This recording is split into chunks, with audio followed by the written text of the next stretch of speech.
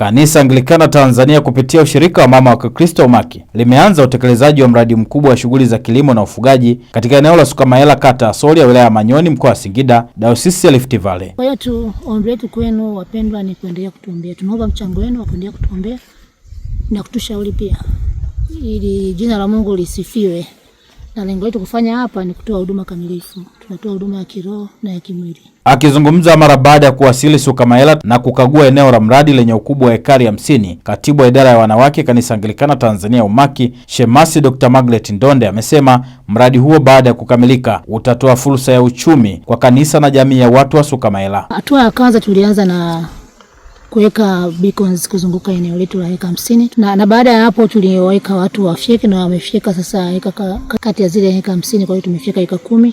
Katika hapa eka 10 tunategemea kujenga eneo ambalo watakuwa nakaa wafanyakazi, lakini pia tunatarajia kufanya ufugaji, lakini pia tunategemea kufanya kilimo cha mazao mbalimbali ikiwa pamoja na mazao ya zao la korosho. Bwana Emmanuel Mloe, afisa kilimo halmashauri ya wilaya ya Manyoni, amesema idara ya kilimo imefika katika eneo hilo na kutoa ushauri kupima hali ya udongo mahali hapo kabla ya kuanza shughuli za kilimo ili kujua mazao sahihi yanayoweza kuzalishwa. Cha kwanza nitakiwa tupime nature udongo. Udongo gani unafaa mazao gani?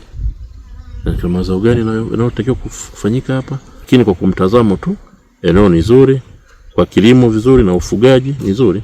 Watu wa Anglikana wameamua kufanya kilimo, basi wafanye kilimo shirikishi. Abduli Haruna, daktari wa mifugo halmashauri ya wilaya ya Manyoni, amesema utafiti umebainisha kuwa katika mazingira ya Sukamayela na wilaya ya Manyoni kwa ujumla, mifugo inayoweza kustawi vizuri ni pamoja na kuku, ng'ombe, nguruwe na mbuzi, kwa kuwa vipo vyanzo vingi vya malisho. Kwa mazingira haya, mifugo ambayo naweza kusema inakaa vizuri kwanza ni kuku.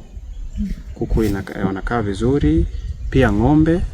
Iwe aidha kama unataka ng'ombe kwa ajili ya kunenepesha unawatoa, au kwa ajili ya ng'ombe wa maziwa kwamba unataka uze maziwa.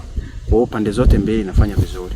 Na pia nguruwe wanafanya vizuri sana, na hata mbuzi, kwa sababu malisho yapo mengi. Joyce Nkalanga na Boniface Atanasi, wakazi wa kijiji cha Sukamayela, wamesema ujio wa mradi huo utatoa fursa mpya za uchumi kwa jamii ya watu wa eneo hilo pamoja na kata ya Solya na wilaya ya Manyoni kwa ujumla. Mimi naamini kanisa litatoa fursa kwa wananchi na jamii ya hapa Sukamayela.